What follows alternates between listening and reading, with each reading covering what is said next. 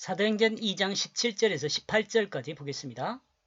그러므로 그 마지막 날들 안에 있게 될 것이다. 그 하나님은 말씀하고 있다. 나는 나의 그 영으로부터 부어줄 것이다.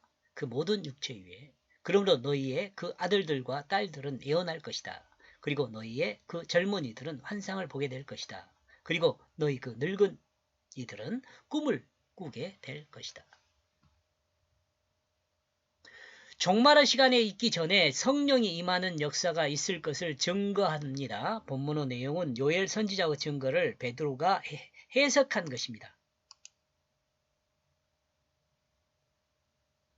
하나님은 모든 육체 위에 하나님의 영을 부어줄 것을 말씀하십니다. 그리고 모든 육체 위에 하나님의 영이 부어지게 되면 변화가 있을 것인데 그 변화는 아들과 딸들이 예언하게 된다는 예언하게 된다고 증거합니다. 그리고 젊은이들은 환상을 보게 될 것이라고 증거합니다. 그리고 늙은이들은 꿈을 꾸게 될 것이라고 해석하여 증거합니다. 그리고 이 내용의 성취가 예루살렘에 모인 성별한 사람들이 제자들의 말을 듣고 자신들이 각각 태어난 곳의 언어로 이해하여 알아듣는 것에 적용하고 있습니다. 하나님의 영이 부어지면 자녀들이 예언하고 젊은이들이 환상을 보고 늙은이들 꿈을 꾸게 된다는 것은 세상의 사람들의 지식으로 이해한 인간 세상에 나타날 내일의 일을 말하는 것이나 환각 상태에서 이상한 것을 보는 것이나 꿈을 통해 미래를 경험하게 하는 것을 말하기보다는 예수님의 제자들을 통해 하나님 말씀을 듣고 하나님의 뜻을 이해하게 되는 그것으로 이해해야 할 것입니다. 이게 지금 요엘 선지자가 이야기한 것에 대해서 지금 이렇게 베드로가 적용해서 말하는 것을 보면 이것은 우리가 생각하는 애언이나 환상이나 뭐 꿈이나 이런 것을 보편적 그것을 말하는 것이 아니라 하나님 말씀을 듣고 이해하는 것, 이해하게 되는 것, 그것을 말하는 것이죠. 18절 그리고 더더군다나 나의 그 남종과 나의 여종들 위해 그 날들에 나의 그 영을 통하여 부어줄 것이다. 그러므로 그들은 예언하게 될 것이다. 사람들은 미래의 될 일을 말하는 것을 예언이라고 합니다. 그러나 성경에서 증거하는 예언은 미래의 될 일을 말하므로 사람이 어떻게 될 것을 실행해야 한가를 말하여 조금 어렵죠.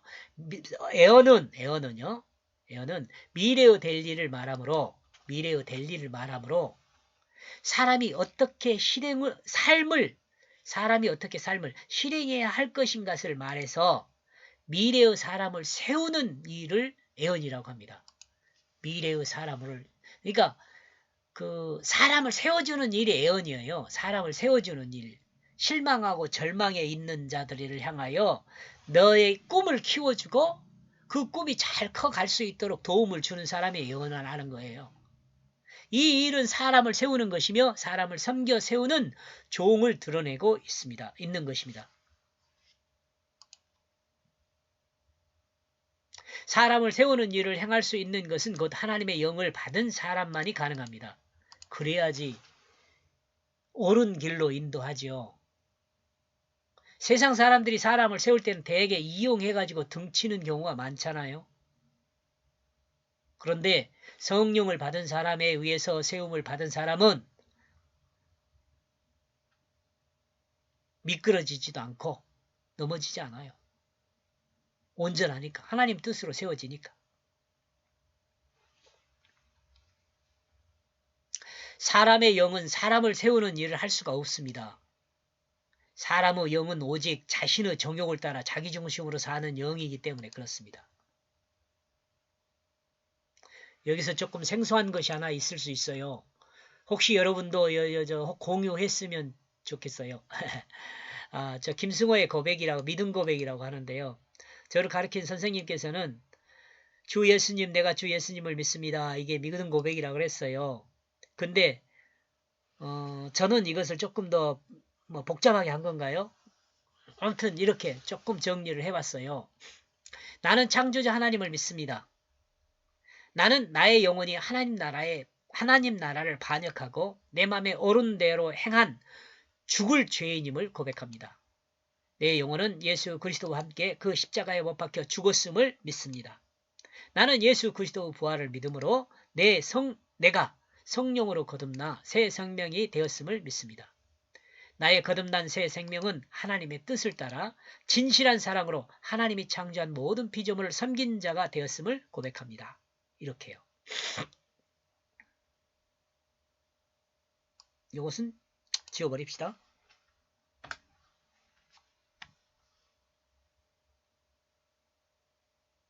여기다가 예수 아멘이라고 쓴 거에 낫겠네.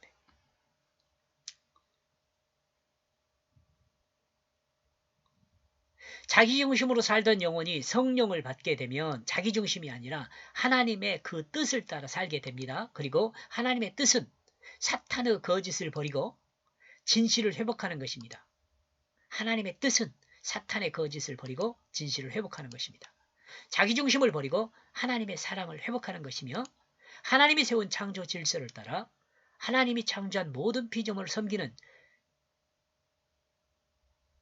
섬기는 자의 그 자리를 회복하는 것입니다. 여기까지 보겠습니다. 고맙습니다.